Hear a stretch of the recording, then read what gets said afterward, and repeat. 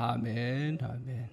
오늘 이 말씀 가지고 같이 은혜 받은 말씀의 제목은 사랑으로 일하라, 사랑으로 일하라 하는 말씀의 제목으로 같이 은혜를 받기를 원합니다. 예수님을 만난 사람, 하나님을 만난 사람들은 일하는 것이 달라집니다. 일의 그 모습들이 달라져요. 겉으로는 전혀 달라진 게 없는데 내면으로 달라집니다. 그 전에 일은 예수 만나고 진짜 회심하고 변화된 그러한 기 전에 보통 일은 사람들마다 조금씩 다르지만 보통 어떻게 해요? 일은 생계를 위한 수단이에요. 먹고 살기 위한 거예요. 그 나쁜 게 아니죠. 책임감이 있는 거죠. 먹고 살기 위해서 일을 열심히 하는 거예요. 그건 중요한 수단 중에 하나입니다. 또 하나 우리가 일을 할 때 어떻습니까? 자기가 갖고 있는 재능과 능력을 잘 발휘해서 성취하는 그런 기쁨과 그 또 보람을 느끼기 위해서 일을 합니다. 그래서 이 일들은 이런 일들을 통해서 우리가 자기도 성장하고 더 보람을 느끼죠. 오늘 그런데 진정으로 주님을 만난 사람은 일을 어디까지 가냐면 축복으로 여깁니다. 하나님 나에게 주신 축복으로 여겨요. 그래서 그 일들을 이제 축복으로 여기면서 더 나아가서는 어떻게 해요? 이 일들을 통해서 하나님의 영광을 좀 드러내야겠다 하는 그런 생각을 갖습니다. 그래서 생계와 성취의 도구로 생각했던 것들을 이제 예수 만나고 정말 은혜를 받으면 그것이 주님의 영광을 위한 거, 그리고 또 정말 축복을 이루는 통로로 일을 바라보고 해나가기 시작합니다. 그래서요, 제대로 믿게 되면 또 은혜 받고 변화되기 시작하면 열심히 일을 하고요, 그리고 열심히 일을 해도 잘 지치지 않습니다. 그 감당을 잘 해나갈 수가 있습니다. 베드로는 이제 주님을 따라다니면서 주님과 함께 일하기를 굉장히 소망했습니다. 그래서 주님 열심히 따라다녔습니다. 그리고 열심히 또 주님이 하라는 일들을 하려고 애를 썼습니다.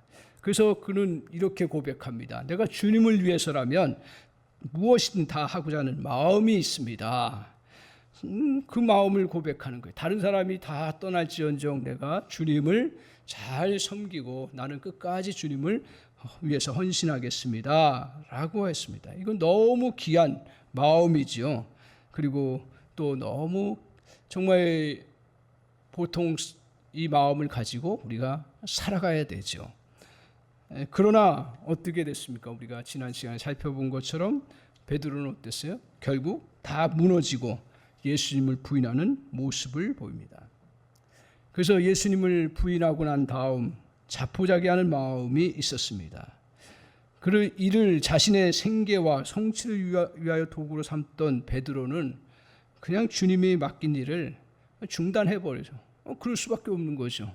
그가 따라다니 주님 앞에 부인하고 주님이 십자가에 돌아가셨지만 그러나 이제 자기가 주님을 부인했기 때문에 더 이상 쫓아갈 수가 없었던 거고 또 일을 할 수가 없었던 것입니다.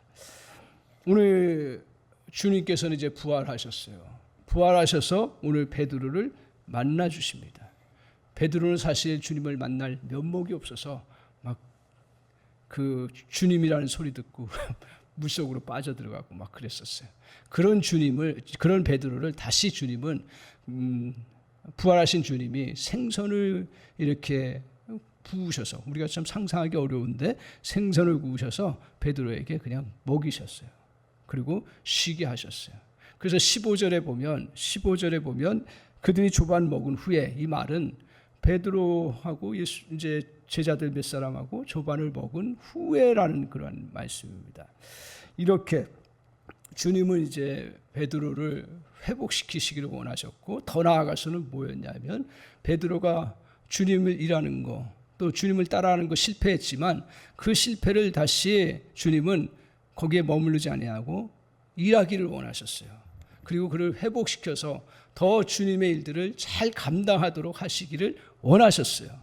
그래서 주님께서 그를 통해서 이제 새로운 일들을 해나갈 수 있도록 주님께서 몇 가지 말씀을 하시고 또 교훈하시는 그런 내용입니다.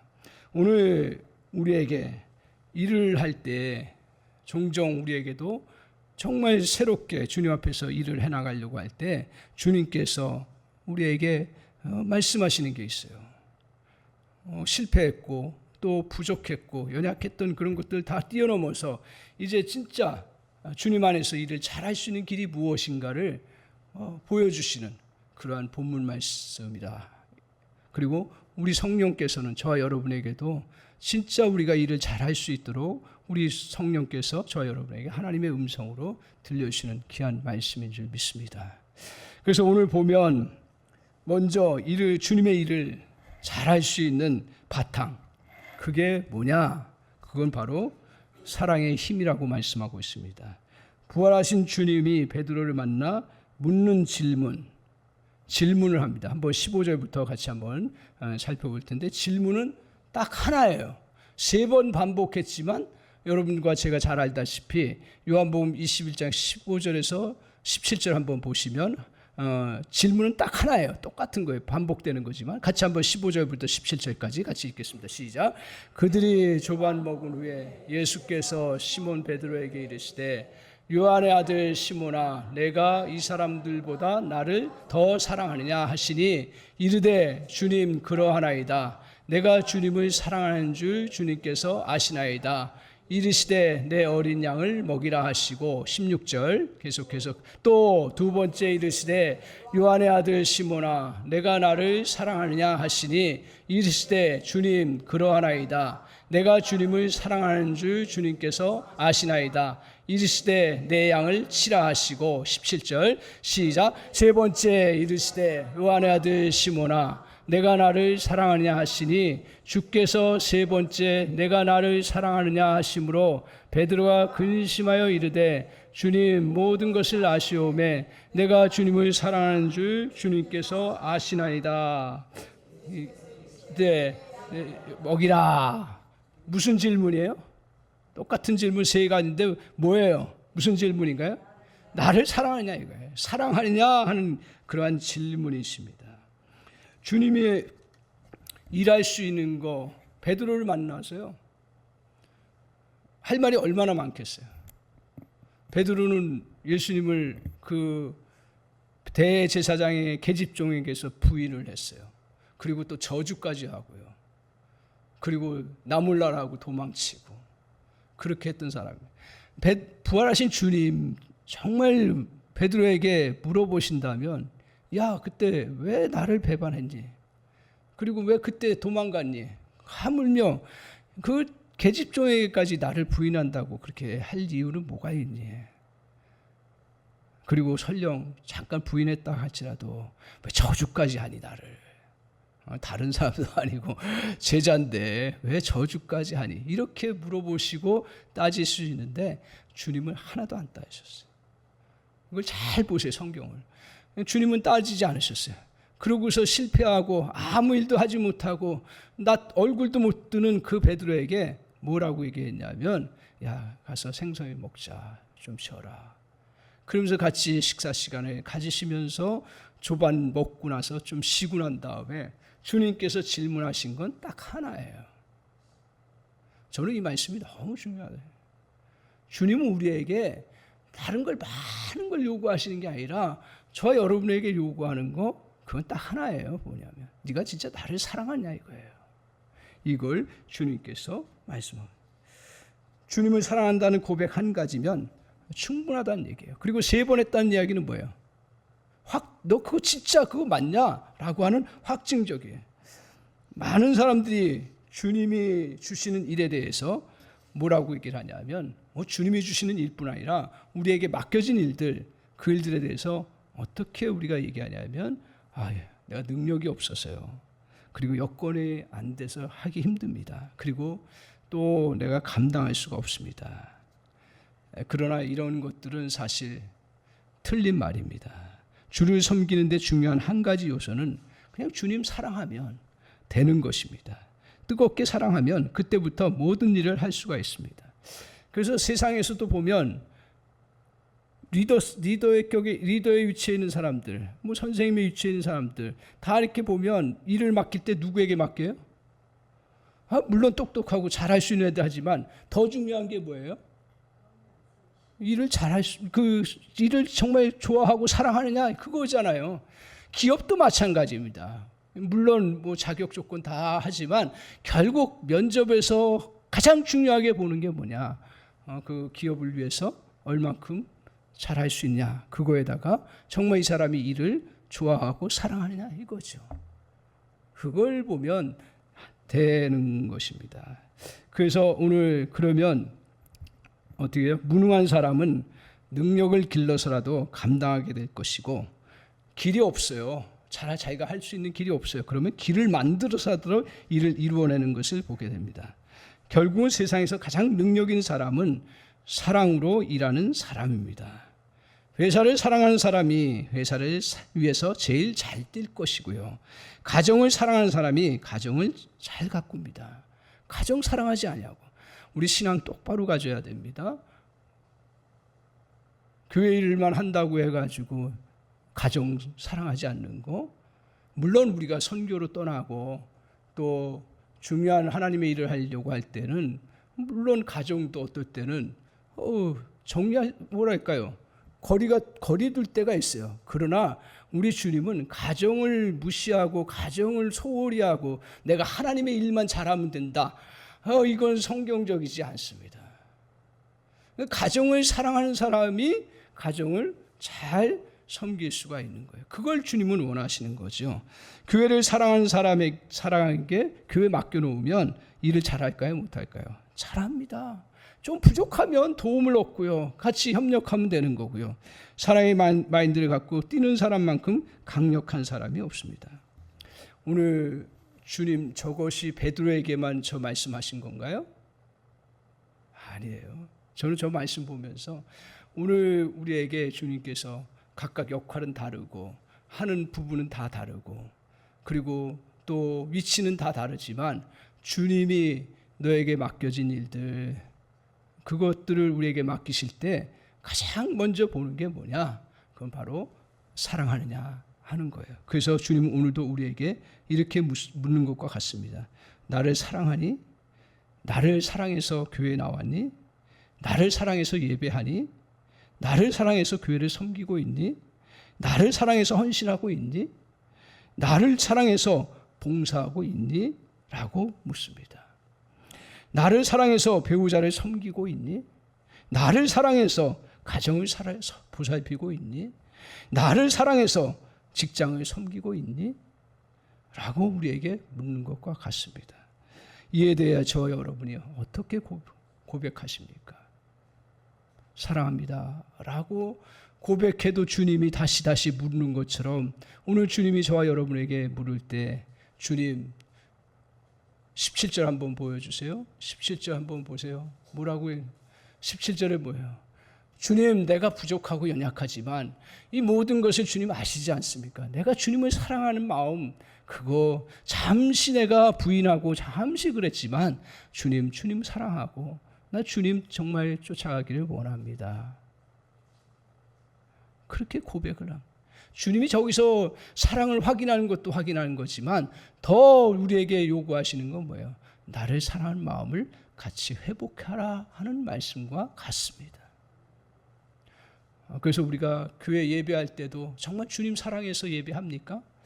그런 걸 놓치기가 매우 어려워요. 제가 30년 넘게 공예배를 인도하다 보니 놓치지 않으려고 하는 것 중에 하나가 뭐냐 하면 예배할 때 예배의 대상이 그냥 예배 형식이에요.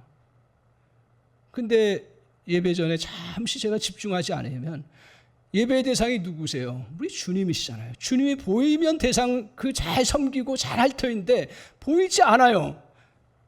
그때마다 다시 다짐하고 바라보는 것은 주님 예배의 주인은 예수 그리스도십니다. 예배의 정말 왕은 예수 그리스도이십니다. 그래서 우리가 저 고백을 찬양을 늘 하는 거예요. 예수는 그리스도 예수는 주 이렇게 고백하면 하지 않으면 나도 모르는 사이에 예배 인도하는 자로 말씀 그냥 선포하는 기계로 그렇게 나아가기가 너무 쉽습니다. 오늘 정말 주님 우리가 다시 회복하고 붙잡아야 될 걸, 여러분과 제가 하는 일이 예배하는 일, 특별히 하나님 앞에 나온다고 하면서 주님 사랑해서 예배에 나오십니까? 아멘이신가요? 주님 사랑해서 예배 나오십니까? 아멘이죠. 그 마음을 다시 회복. 주님 사랑해서 정말 우리가 그 크고 작은 섬김을 하시려고 합니까? 아멘이에요. 그 주님 사랑해서 정말 또 우리에게 가정을 섬기기를 소망하고 어려움들을 잘 참고 있습니까? 아멘이에요.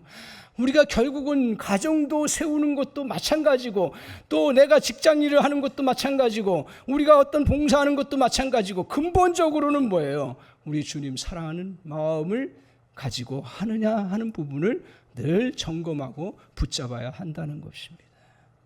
그것이 우리가 주님께서 우리에게 이런저런 일 맡겨주신 것들을 잘 감당할 수 있는 토대가 되는 줄 믿습니다. 오늘 주님이 주시는 일을 두 번째로 지속할 수 있는 거, 이 하다 보면 어려움이 많아요. 문제는 이래야 할 세상은 그렇게 쉽지 않다라는 거예요. 주님의 일 너무 거룩한 일이잖아요. 하물며 세상 일도 좋은 일도 많은데 그 좋은 일, 하나님 거룩한 일인데도 쉽지가 않아요. 그리고 결코 만만치가 않습니다. 나를 도와주려는 사람만 있는 게 아니에요. 장애물도 있어요. 심지어는 일을 하다가 속임당하는 경우도 있어요. 또 일을 하다가 억울함 당할 때도 있어요. 이때 진정 실패하지 않고 일을 잘 해나갈 수 있는 길이 무엇인가? 그래요. 사랑해서 해나가지만, 그 사랑의 마음을 가지고 해나가지만 반대에 부딪히면 딱 멈추게 되어 있더라고요. 왜요?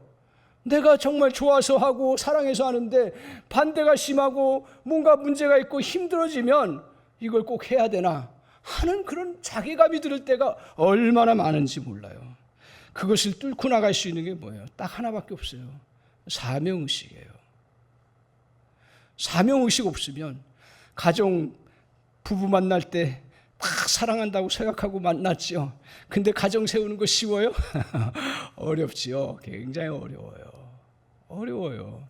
너무 사랑하는데도 불구하고, 여전히 사랑함에도 불구하고 어려워요. 근데 그 가정을 깨지 않고 그래도 유지하고 이겨나갈 수 있는 길이 뭐예요?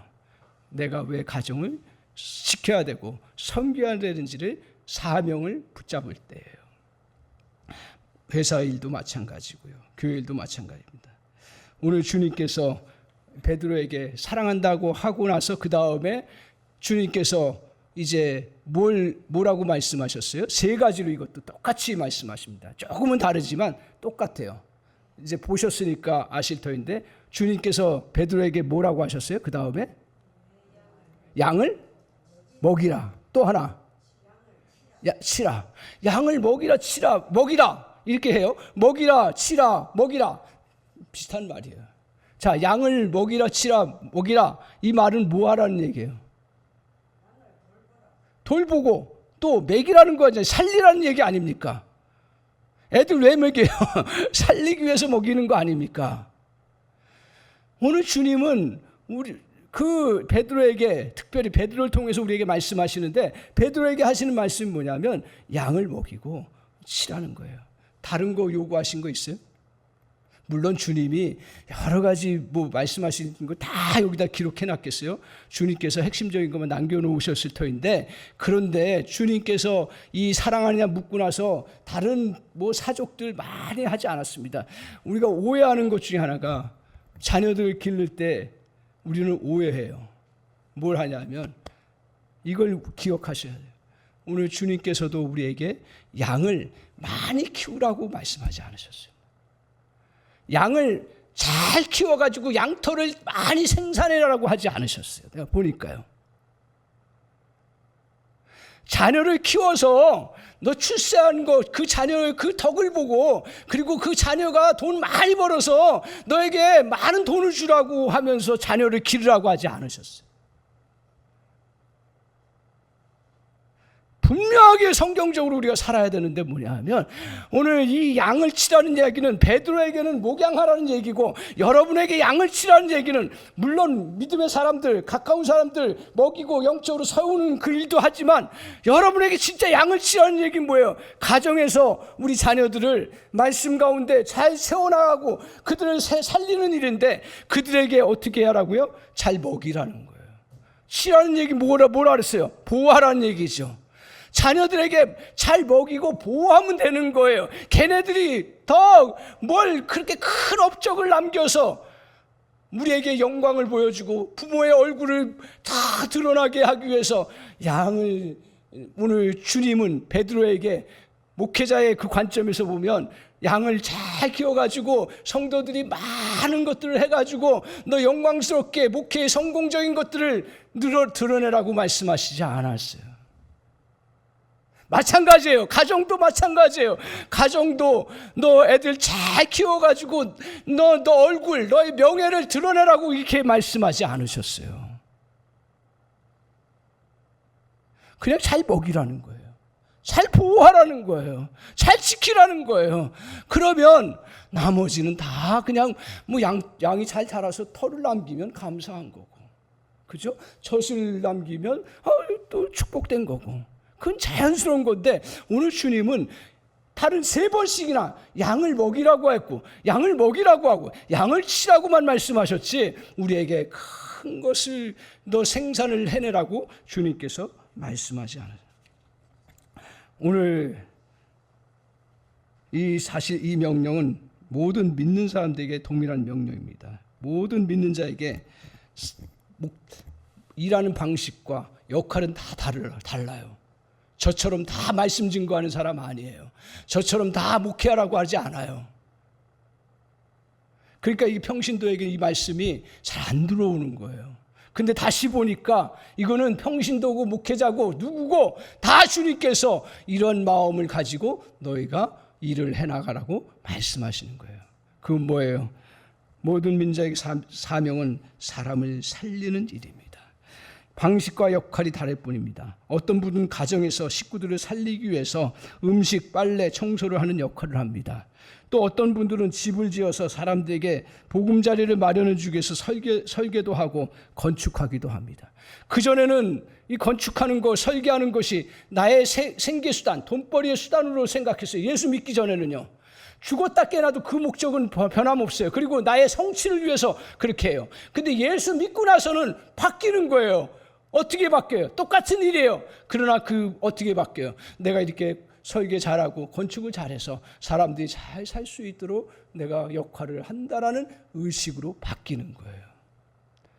가정을 섬겨도요. 그전에는 예수를 제대로 먹고 예수를 제대로 만나기 전에는 그래 가정 내가 애들 그래 그냥 먹고 살리는 일에 해야지.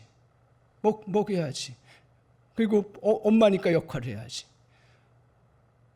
그냥 나의 어떤 삶이에요. 그런데 예수 만나고 나서는 어떻게? 하나님이 주신 자녀니까 내가 이 자녀를 잘 살리고 회복시키고 그리고 그가 보호받을 수 있도록 해주는 거예요. 다른 거예요. 어떤 사람은요 자기 직업을 통해서 다른 세대를 온전히 세상 가운데 잘 살게 하기 위해서 국어도 가르치고 영어도 가르치고 음악도 가르칩니다.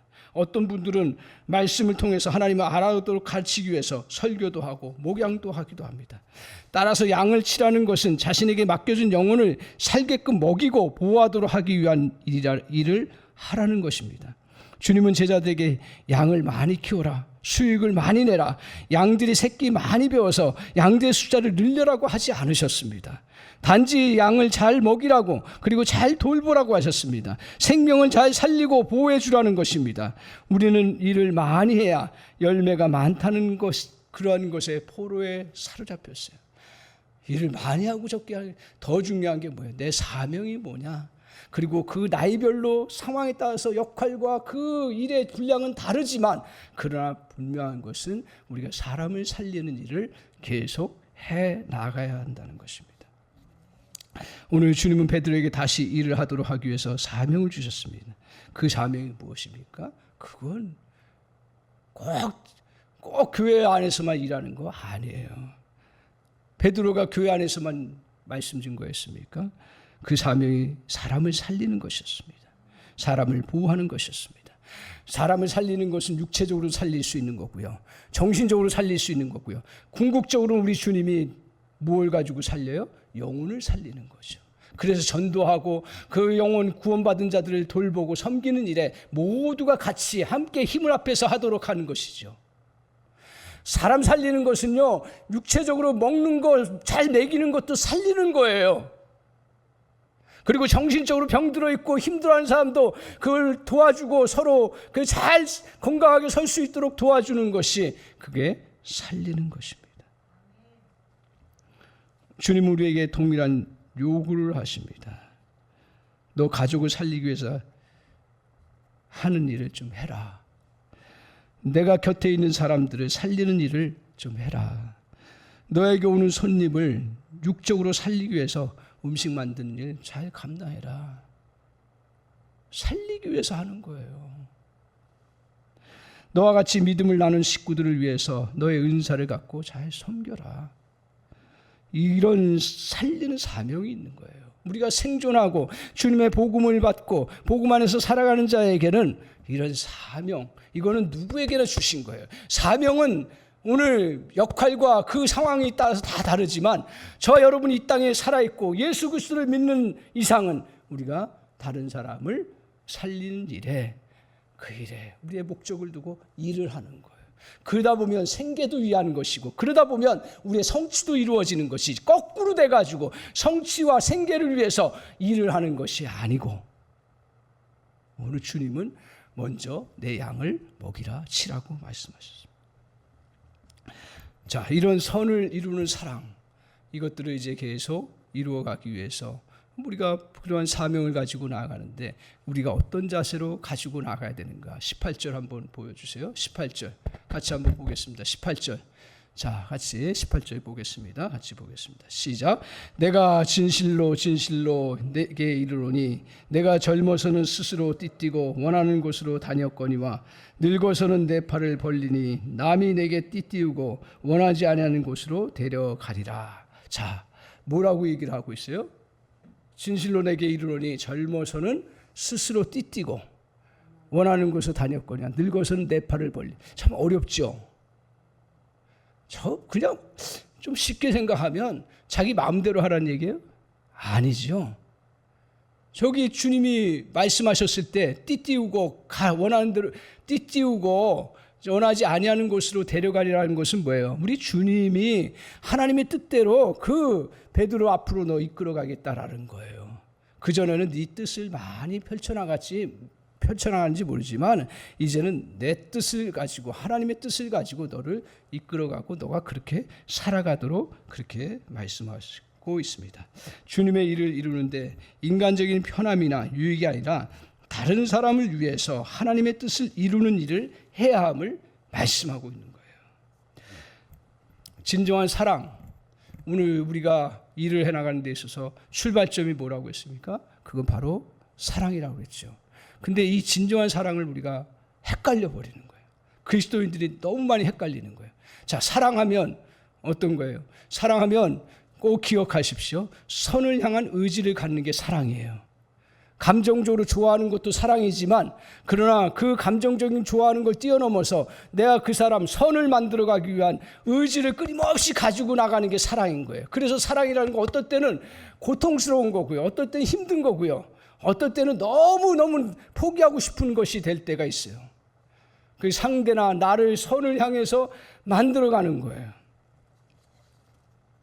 그래서 상대가 원하는 대로만 해주는 것이 사랑이 아닙니다. 힘들게 하거나 손해를 입히는 행동을 할지라도 우리는 어떻게 해야 돼요? 사랑하면 악한 것으로 같이 보복하는 것은 아닙니다. 그렇다고 악에 지는 것을 의미하지도 않습니다. 체념하지 않습니다. 그렇다면 어떻게 하는 것입니까? 그 사람의 악을 선으로 바꾸는 것입니다. 상처를 줍니까? 그러면 같이 상처를 주는 것이 아니라 상처를 치료하는 거예요. 상처를 피하는 게 아니라 치료하는 거예요. 상대의 감정과 말이 우리를 힘들게 할지라도 어떻게 해야 돼요? 사랑하면 받아주어야 하는 거예요. 그렇지만 끝까지 잘못된 것까지 받아주고 맞춰주는 건 아니라는 거예요. 그래서 구약에서 제가 이해가 이제 안 됐던 부분 중에 하나가 뭐냐면, 하나님은 계속 공의를 얘기하세요. 구약에서는. 그 다음에 또 하나님께서 회복하시겠다고 하시면서 은혜를 베푸시겠다고 해요. 여러분, 살다 보면, 진리를 가지고 나가다 보면 사랑이 할 수가 없어요. 사랑을 가지고 나가다 보면 진리를 제대로 펼칠 수가 없어요. 근데 성경에서 말하는 사랑은, 진짜 사랑은 뭐냐 하면, 그 안에 진리를 품고, 우리 안에 그 사랑을 가지고 진리를 품고 나아가는 게 사랑인 거예요. 다른 말로 얘기하면, 오늘 우리가 나의 겉으로 모든 그런 아픔과 고통을 우리가 감당하고 말할 수 없는 그런 힘든 일들을 당하지만, 그러나 그것들을 악으로 갚지 않지만, 그러나 어떻게 해요? 악에도 지지 않는 거예요. 제가 20년 전에, 거의 20년 전에 아주 중요한 너무 큰 깨달음을 얻었습니다. 그것 중에 하나가 뭐냐면, 여러분도 아실 거예요. 한국자산관리공사 아시죠? 모르시나요? 제가 보니까 그 역할이 뭐냐면, 나라의 이런 공공자원, 땅이라든가 이런 공공자원을 관리하는 거예요. 쉽게 얘기하면. 그래서 기업이 부도가 나면 그걸 잘 처리해서 나라에 유익을 끼칠 수 있도록 하고, 개인 파생도 마찬가지고요. 그리고 또 나라에 있는 공적 자원들, 토지라든가 뭐 집이라든가 이런 것들을 잘 또 관리해서 이익을 남기는 그런 회사예요. 공공기관이. 그러니까 어마어마한 경제 규모는 어마어마하게 큰 거예요. 제가 맨 처음에 그 사장 됐다고 했을 때 저는 개념이 안 들어온 거예요. 그 역할이 어떤 건지. 근데 저희 교구의, 전에 교구의 집사님이 정말 일을 잘 하셔가지고 저 또 그 한국자산관리공사의 사장이 되신 거예요. 너무 축하될 일이죠. 굉장히 축하해요. 그래서 이제 감사하고, 그 부인 되신 권사님이 얼마나 젠틀하고 얼마나 이렇게 아주 순하고 너무 인격적으로 훌륭해요. 뭔가 세상에 때가 묻지 않은 분이에요. 그런 분이 저한테 전화 왔어요. 제가 교구니까요. 담당 지역이니까요. 전화 와서, 목사님 큰일 났습니다. 뭐 때문에 큰일 났습니까? 그랬더니 남편이 검찰에 불려 들어가게 됐다는 거예요. 남편이. 왜요? 그랬더니 그 자기 남편이 5천만 원 뇌물수수 혐의로 들어갔다는 거예요. 5천만 원. 뭐 크면 크죠. 근데 2020년 전에도 5천만 원은 큰 일을 하는 사람들에게는 그렇게 큰 뇌물 액수는 아니었는데, 하여튼 최소한의 뇌물 걸 수 있는 게 5천만 원이에요. 하여튼 그 당시에 제가 그렇게 기억합니다. 그래서 이 뇌물 혐의로 5명이 구속가 됐는데, 그 사건이 뭐냐면 현대자동차 로비 사건인 거예요. 그러니까 어마어마하게 큰 사건이죠. 그 사건을 이제 거기 연루돼 가지고 검찰에 불려가게 된 거예요. 기도해 주세요. 그래서 이제 열심히 기도하고 바라보는데, 이런 어려움이 생기니까 그 다음에 뭘 해요? 여러분, 이런 일이 생기면 변호사를 사는 거예요. 근데 변호사도 웬만해 가지고는 안 되잖아요. 큰 거니까요. 그래서 최고의 변호사, 그것도 자기 사정을 알아야 더 좋잖아요. 그래서 좋은 데 나왔기 때문에 연결이 다 되니까 자기 친한 친구 중에 가장 실력 있는 그 변호사를 섭외한 거예요. 그래서 자기 사정을 다 얘기했어요. 그래서 이제 변호해 주는데, 몇 번 진술하다가 이 친구 변호사가 이 집사님에게 뭐라고 하냐면, 친구 보게 검찰이 지금 이렇게 자꾸 몰아가는데, 친구 5천만 원 받았다고 인정을 해. 왜? 그래야 검찰이 계속 그거 가지고 당신을 죽이려고 하고 어떻게든 엮으려고 하는데 그거 벗어날 수가 없어. 인정하고 그 액수 그렇게 크지 않으니까 이렇게 하면 나중에 검찰이 참작해서 잘 유예라든가 이런 식으로 유도할 수 있기 때문에 검찰의 그때 당시만 해도 검찰의 것에 협조를 잘 해야 돼 하면서 그렇게 이야기를 하는 거예요. 그러면서 결정적으로 뭐냐 하면, 만약에 그거 협조 안 하면 검찰이 다 뒤져. 검찰이 당신의 모든 걸 다 걸어. 그러면 파산 나는 거야. 끝장나는 거야. 인생 끝장나는 거야. 그러니까 해. 이 집사님 자기는 안 했어. 물론 뒤지다 보면 먼지가 안 나겠어요? 나겠지만 자기는 5천만 원 그거 한 일이 없어. 근데 어떻게 해요? 가정이 파멸되고 나의 인생이 여태까지 다 왔던 게 부정되고 끝나는 건데 이거 그냥 인정 안 하면 나 끝나. 그래서 그냥 5천만 원 받은 걸 인정을 했어요. 근데 결과가 어떻게 됐냐면 4명은 다 무혐의로 나왔어요. 그 법정 그 과정이 2년인가 넘게 끌더라고요. 워낙 큰 사건이. 4명은 무죄로 나왔어요. 근데 이 집사님은 유죄였어요. 너무 고통스러운 거예요. 제가 신방 가면서 그 면회하면서 너무너무 내가 이런 내가 그때 검찰의 조직이 얼마나 나쁜 건가, 썩은 건가. 아니, 내가 검찰 다 욕하려고 하는 게 아니라 그때 당시에 제가 물불이 터진 거예요. 근데 나중에 알고 보니까 더 나쁜 사람 누구예요? 자기 친구예요. 근데 이유가 되는 거예요. 왜 이유가 되냐면 그 친구는 이 친구가 여기 한국자산관리공사의 사장까지 오기까지 오는 과정 속에서 이런저런 연결 안 됐겠어요? 그러면 그 과정 속에서 적어도 몇 천만 원 안 먹었겠어요? 그렇게 생각한 거예요. 그러니까 그냥 오히려 다 털어가지고 더 문제가 생기면 문제가 되니까 더 이상 하지 말라는 좋은 뜻의 친구는. 근데 어떻게 됐어요? 결과는 그 집사님이 그걸 다 뒤집어 쓰게 된 거죠. 제가 그때 큰 교훈을 얻었어요.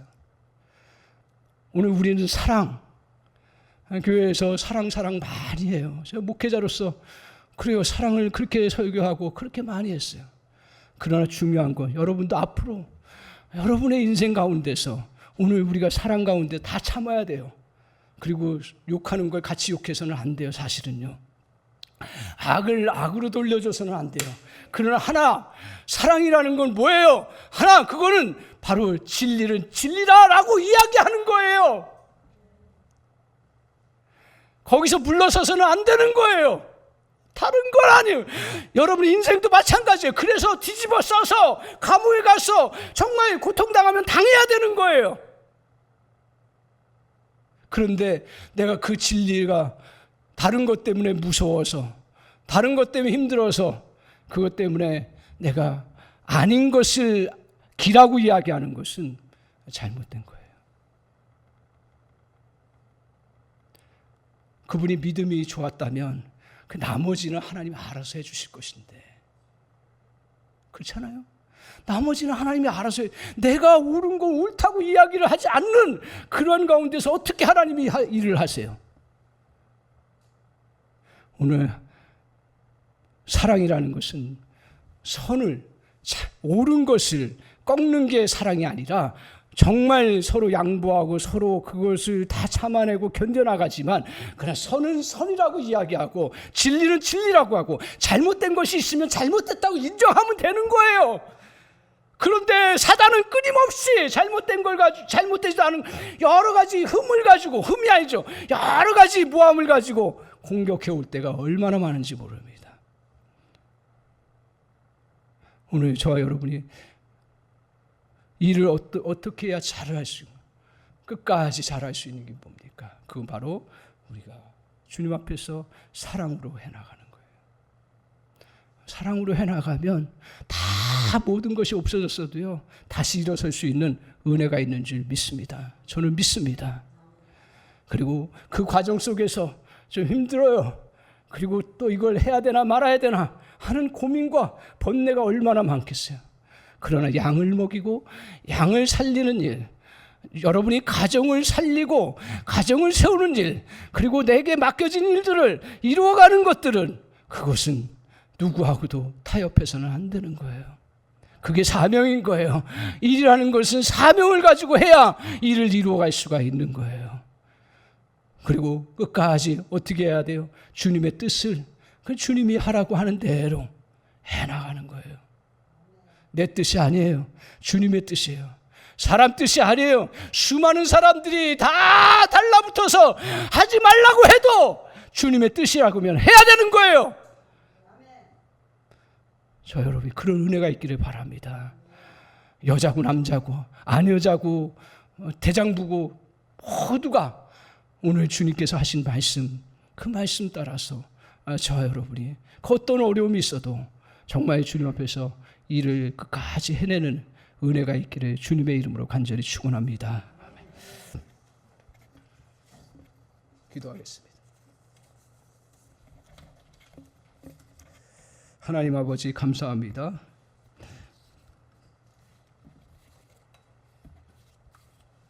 우리 안에 주님의 사랑을 부어주심을 감사를 드립니다.